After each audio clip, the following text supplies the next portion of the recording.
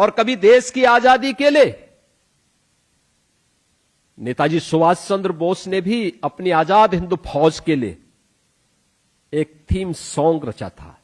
आज भी भारतीय आर्मी के कैडेट उस थीम सॉन्ग को गाते हुए बड़े गौरव के साथ, यानी देश के लिए अपना सर्वोच्च बलिदान देने के लिए तत्पर होते हुए दिखाई देते हैं। और मुझे लगता है कि ये यूपी पुलिस को भी उस नई पहचान के साथ जोड़ने का एक अभिनव प्रयास है। वह प्रयास जो पिछले 9-9.5 वर्ष में यूपी पुलिस ने अर्जित किए हैं, उसको एक नई पहचान। हमने कहा ना, सम हो या विषम परिस्थिति, 25 करोड़ की आबादी, 25 करोड़ से अधिक की आबादी, और महाकुंभ हो या कोई चुनाव, यहां पे कोई चुनौती नहीं होती। यहां पे कोई चुनौती नहीं होती है। कोई सोचता था महाकुंभ में 66 करोड़ से अधिक श्रद्धालु आएगा।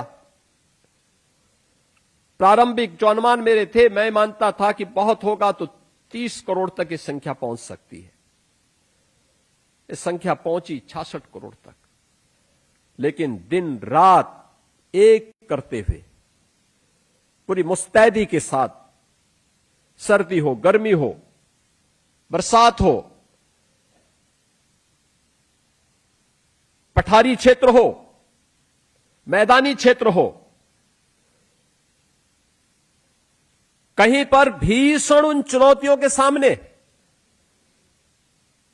और हम लोगों ने तो उस समय भी देखे हैं जब रात्रि भर किसी ऑपरेशन के दौरान बंधक बनाए गए बच्चों को सुरक्षित छुड़ाने की चुनौती हम सबके सामने रही हो। यहां से हम लोग वॉच कर रहे थे, मैं देख रहा था कैसे ऑपरेशन को आगे बढ़ाया जाता है, कैसे ऑपरेशन आगे बढ़ना है। थोड़ा सा हम देखते थे, थोड़ा सा उनका कहीं हिम्मत, थोड़ा बोलते, मैं फिर यहां से बोलता रही, थोड़ा सा और प्रयास कर लो। और अंत में जो टारगेट दिया गया, टारगेट का परिणाम क्या था? वे सभी बच्चे सुरक्षित होते हैं और अपराधी मुठभेड़ में मार गिराए जाते हैं। अब याद करिए ना, कैसे जहां चारों ओर डिटोनेटर के दायरे में 22 बच्चे कैद किए गए हों, यूपी पुलिस सुरक्षित उनको निकालती है। यूपी पुलिस उन्हें सुरक्षित निकालती है।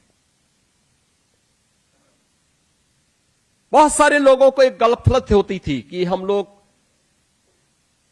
अपनी संख्या के बल पर यूपी पुलिस को अब रौंद देंगे, लेकिन उनका दम्भ चकनाचूर हो गया। हम उसको बहुत बार समझाते थे कि यार देखो, अब ये पुरानी पुलिस नहीं है।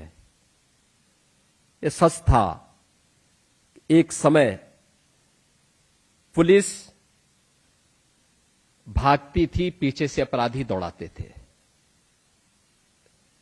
यह भी सच है, इसी लखनऊ में अपनी कार की बोनेट पर पुलिस अधिकारी को घसीट करके कोई व्यक्ति जबरन ले जाने का प्रयास करता है।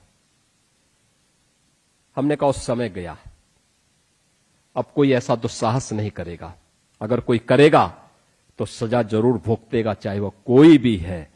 अब कोई ये नहीं कह सकता है कि वह किसी नेता का हो या किसी अन्य अधिकारी का पुत्र है। अगर उसने दुस्साहस किया तो उसकी कीमत को भुगतने के लिए भी उसको तैयार होना होगा।